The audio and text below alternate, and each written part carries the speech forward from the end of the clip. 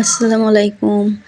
তো আবারও নিয়ে আসলাম আর একটা ভিডিও নিয়ে। তো আজকে আসছি শ্বশুরবাড়িতে, মানে বাবার বাড়ি থেকে শ্বশুরবাড়িতে আসছি ২ দিনকার জন্য। আপনাদের ভাই আসছে, তো সেজন্য আসছি। তো আপনার ভাই সকাল সকাল ২টা মোরগ কিনে আনছে।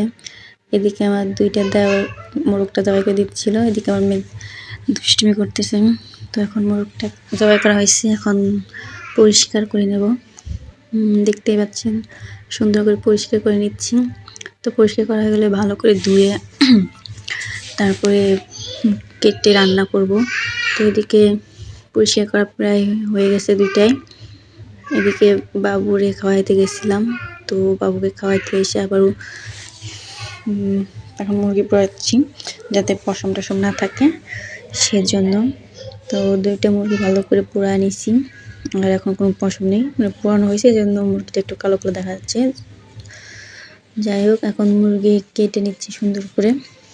তো কেটে বেছে তারপর রান্না করব, সেটা তোমাদের সাথে শেয়ার করতেছি, সেটা দেখতে পাবেন। তো যাই হোক, আমার নতুন ভিডিও সবাই লাইক, শেয়ার, কমেন্ট করবেন এবং সাবস্ক্রাইব করবেন, যাতে আমি নতুন নতুন ভিডিও আপলোড করতে পারি। সেজন্য আমার চ্যানেলের পাশেই থাকবেন সবাই। তো আমার শ্বশুরবাড়ি তো গ্রামে, দেখতেই পাচ্ছেন। তো এদিকে সুন্দর করে ২টা মুরগি কেটে নিচ্ছি, মুরগি বললে ভুল, মানে মোরগ আনছে, তো সেই মোরগটা সুন্দর করে কেটে নিচ্ছিলাম। যাই হোক, এদিকে মোরগ কাটা প্রায় শেষের দিকে। তো 2টা মুরগি কাটা হয়ে গেছে, এখন এদিকে রান্না করতে নেব। তো গ্রামে তো মাটির চুলাতেই রান্না করে, এমন খড়ি দিয়ে। তো এদিকে মাংসর জন্য মরিচ সব সুন্দর করে মশলা কষা নিছি। তো এদিকে এখন মাংস দিয়ে দিচ্ছি।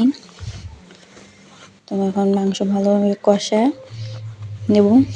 এখন ভালো করে ঢেকে ঢেকে কষাচ্ছি, যাতে মাংস তাড়াতাড়ি মশলার মধ্যে যায়, মশলা মাংসের মধ্যে যায়, সেজন্য। এদিক কষানো প্রায় শেষের দিকে, কষানো শেষে এই ঝোলের পানি দিয়ে রেখে দেবো। এখন কষানো প্রায় শেষ, পানি এখন দিনে তো অনেক পানি উঠছে, তো এই পানিটাই জল দিয়ে কমায় নেবো।